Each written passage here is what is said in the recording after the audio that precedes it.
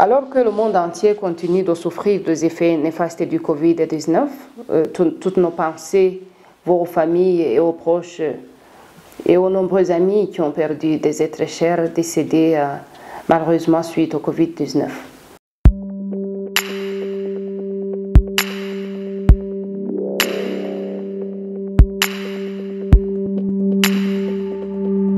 Les parlementaires rwandais, en tant que mandataires du peuple, ont joué leur rôle de mobilisation et de sensibilisation de la population au niveau national et au niveau de leur résidence et de leur domicile, quant au respect strict des mesures de prévention déjà énoncées et l'utilisation des gestes et barrières pour sauver des vies. Ils ont aussi contribué, un mois de leur salaire, à la cause publique de nourrir ceux qui sont en besoin. Et les activités nécessitant la présence physique des parlementaires se sont limitées seulement à des séances plénières urgentes consacrées à l'examen des projets de loi relatifs à la gestion de la pandémie du Covid-19, notamment la ratification des projets de loi concernant les financements par la Banque mondiale, le Fonds monétaire international et d'autres barrières de fonds, tout en respectant strictement les mesures de prévention dans l'hémicycle. Le reste des activités parlementaires se déroulant à travers les moyens virtuels. Mais pour le moment que le pays avance en termes de déconfinement, on a repris les sessions plénières, presque même tous les jours, toujours en respectant les mesures de prévention et en encourageant beaucoup plus les commissions à travailler en ligne.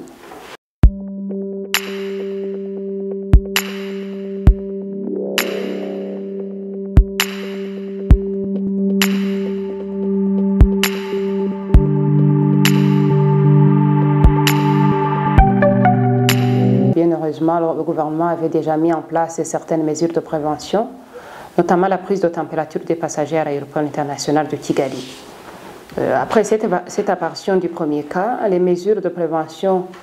ont été beaucoup plus renforcées, notamment l'établissement d'un confinement total de la population au sein de leur maison, en vue d'éviter la propagation du virus. Ceci a aussi eu un impact positif quand même de la gestion de la crise et de la pandémie, vu qu'aujourd'hui, sur les 476 cas de Covid-19 déjà enregistrés, nous comptons 307 guérisons, 167 cas encore sous traitement et malheureusement 2 décès. Il faut signaler que tous les frais relatifs au traitement de tous ces cas sont à la charge du gouvernement.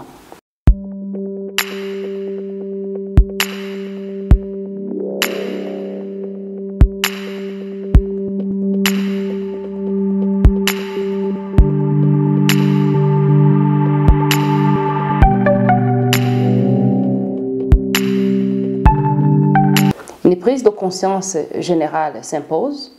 et le gouvernement du Rwanda travaille déjà non seulement avec les pays de la région d'Afrique de l'Est où nous appartenons, mais aussi avec l'Union africaine et d'autres pays amis pour établir une stratégie de riposte commune en vue de trouver une solution concertée. On devra bien sûr réfléchir beaucoup plus sur le renforcement du système de santé et sur le renforcement et même l'augmentation des activités agricoles, le renforcement des programmes de protection sociale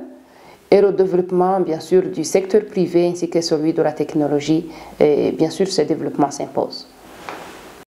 Nos prières, encouragement et reconnaissance s'adressent particulièrement au personnel médical qui paie un lourd tribut dans la lutte contre le Covid-19, parfois au péril de leur vie. Nous espérons que suite à cette situation de crise sanitaire sans précédent, causée par la pandémie du Covid-19, une nouvelle ère commencera pour les parlements francophones avec elle, une nouvelle approche de coopération et d'échange pour parer à toute éventualité dans le futur.